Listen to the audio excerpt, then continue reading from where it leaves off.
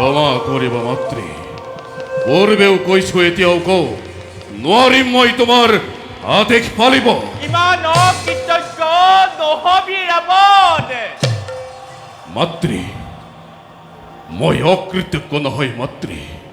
ৰক্ষকুল যেনেদৰে তোমাৰ বংশৰ, দেৱকুল মোৰ পিতৃবংশৰ, আৰু তেৰে স্থলত কেনেদৰে হওঁ মই পিতৃকুলৰ বৈৰী। পিতৃকুলৰ মোহত তই ভুল নাযাবি পুত্ৰ। আছে আছে এক বিৰাট ৰহস্য। প্ৰণাম সৰুৱাই, কুবেৰৰ সেৱা গ্ৰহণ কৰক মাতৃ। আহা কুবেৰ, তোমাৰ আগমনে ধন্য হ'লো মই। কিন্তু অকস্মাতে তুমি প্ৰস্থান কৰিছা যে? মাতৃ, দেৱলোকলৈ যাওঁ এক বিশেষ কাৰ্য। ভাতৃগণ, এতিয়া মই বিদায়হে মাগিছোঁ। ভাল দাদা।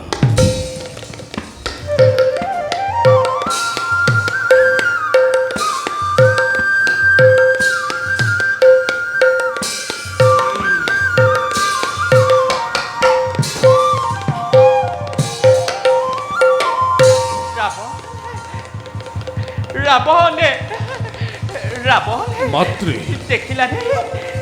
এক পিতৃৰ পুত্ৰ হৈ আজি আজি কুবেৰৰ স্থান ক'ত আৰু তোমালোকৰ স্থান ক'ত? মাতৃ, আছিল এদিন পিতামহৰ লংকাৰ অধিপতি। আজি দেৱতাই আৰু নাৰায়ণে মিলি কুবেৰকে দিলে লংকাৰ অধিপতি। তেতিয়াহ'লে তুমি নোহোৱা কিয়? নোহোৱা কিয় কুবেৰ? কিয় তুমি নোহোৱা? কুবেৰকে আঁতৰাই তুমি কিয় নোহোৱা লংকাৰ অধিপতি? হে মোৰ চিৰপূজ্য আৰাধ্য জননী, ৰক্ষকুলৰ পুনৰুত্থানত নাই মোৰ অলপো আপত্তি। কিন্তু মাতৃ, তাৰ বাবেতো মই জ্যেষ্ঠ ভ্ৰাতা কুবেৰৰ বিৰুদ্ধে নাই নাই মাতৃ, ই মোৰ পক্ষে নহয় সম্ভৱ।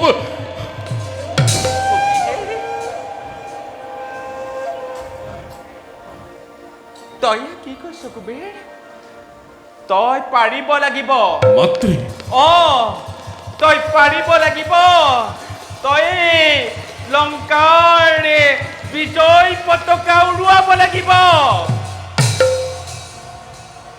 মাতৃ, পুত্ৰ, কি কৈছা তুমি? কেনেদৰে হওঁ মই মোৰ প্ৰভু নাৰায়ণৰ ঘোৰ শত্ৰু? মোক আৰু বিচলিত নকৰিব মাতৃ, নোৱাৰিম মই তোমাৰ আদেশ পালিব। পাৰিবই লাগিব পুত্ৰ, তই পাৰিবই লাগিব। তই লংকাৰ অধীশ্বৰ হ'বই লাগিব। মাতৃ, মাতৃ, নিদিবা নিদিবা মোকেৰে কঠোৰ আদেশ মাতৃ। মাতৃ, মাতৃ, কি ক'লা ৰাৱণে? তোৰ মুখৰ পৰা এনে বাক্য শুনিম বুলি মই ভবাই মাতৃ, মাতৃ, তোমাৰ বচনে মোক কৰিছে ব্যথিত।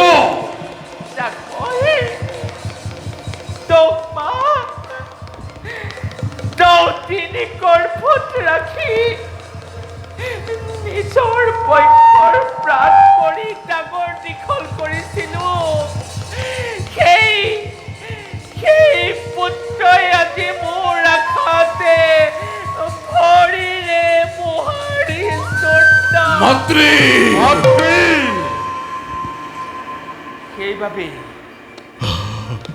সেইবাবেই আজি মই ৰাৱণে মায়া মমতা সকলো মই ত্যাগ কৰি মই তোকে দিলো বিসৰ্জন। মোক এনে কঠোৰ আদেশ দি দিব মাতৃ। মাতৃ বুলি সম্বোধন নকৰিবি ৰাৱণ। হে মাতৃ, নোৱাৰিম মই নাৰায়ণৰ বিরুদ্ধাচরণ করিব ক্ষমা কর মাতৃ। ক্ষমা করা মাতৃ, ক্ষমা করা। মাতৃ নির্বায়নে কঠোর আদেশ নোয়ারু করিব নারায়ণর বিরুদ্ধাচরণ। মনে মনে থাকা তোমাৰ দেহতে নেদেখো ৰাক্ষসৰ ৰক্ত। মাতৃ দেখিছিলো মই শ্ৰেষ্ঠ আৰু মাজুৰ মাজতে ৰাক্ষসৰ উদ্ধাৰৰ বাবে। আজিও সেই আশা মোৰে ভংগ। মাতৃ, তোমাৰ বছৰে মুখ কৰিছে ব্যথিত, কোঠাৰ দাবানল জ্বলিব লাগিছে মাতৃ। কোৱা মাতৃ, কোৱা মাতৃ, দেৱ নাৰায়ণে কিদৰে ঘটালে অসুৰ ৰাজ্যত বিঘিনি? কোৱা মাতৃ, কোৱা মাতৃ।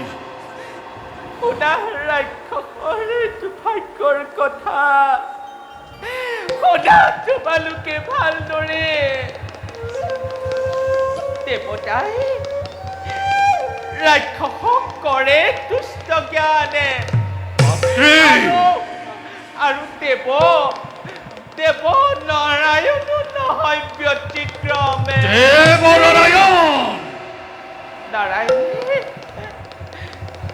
দেৱতাকে অতিথিৰ সন্তানকে দিলে দেৱলোকে,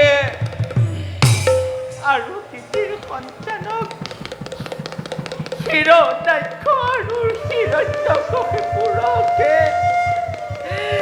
নানা ৰূপ ধাৰণ কৰি কৰিলে হত্যা।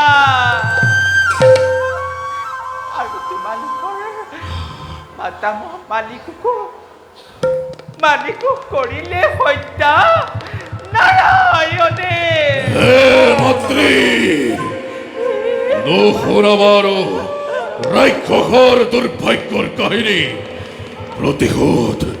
প্ৰতিহিংসাৰ দাবানল চলিছে ভীষণ। চলিছে মাতৃ, আৰু চলিবই লাগিব। তয়ে লংকাৰ অধিপতি হ'ব লাগিব, আৰু তয়ে লংকা ৰক্ষা কৰিব লাগিব। হে মোৰ চিৰপূজ্য জননী, শৰীৰত প্ৰবাহিত তোমাৰ প্ৰাণদায়ী সঞ্জীৱনী দুগ্ধ আজি উঠিছে উঠলি। নকৰিবা ক্ৰন্দন, তোমাৰ অশ্ৰু হাতত লৈ আজি মই কৰিছো ঘোষণা। আজি অন্তে চিৰ শত্ৰু মূৰ্খেই দেৱ নাৰায়ণ উদ্ধাৰ কৰি প্ৰথমতেই স্বৰ্ণলংকা তোমাৰ চৰণত মই কৰিম অৰ্পণ।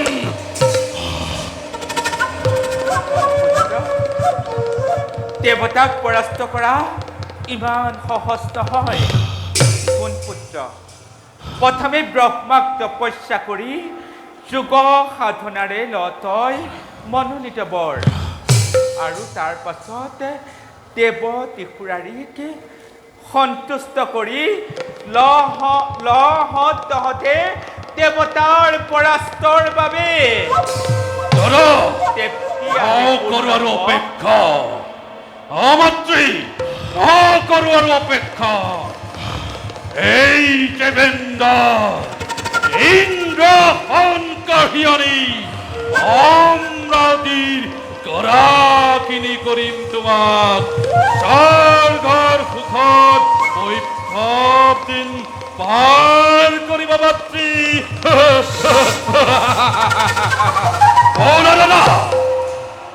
দাদা, এয়া কি কৈছে আপোনালোকে? আপোনাক সব যাব দেৱতাৰ বিৰুদ্ধে। বিভীষণ, দাদা, জানিলো আমার ধর্ম কি, বুঝিলো আমার কর্ম কি। দেবতা করিল শির শত্রু জ্ঞান। দাদা, ভাতৃকুম্ভ বলুয়া ত্রিভুবন কবাই যাত্রা করু প্রথমতেই স্বর্গর অভিমুখে। তার পাশতে দেবনারায়ণ বলভাত্রী, নারায়ণকে পরাস্ত করার আগে ব্রহ্মদেবক তপস্যা করি লাভ করিল মত বল। বলভাতৃগণ, অনক দাদা ময়ূর এই যে বিভীষণ তুমি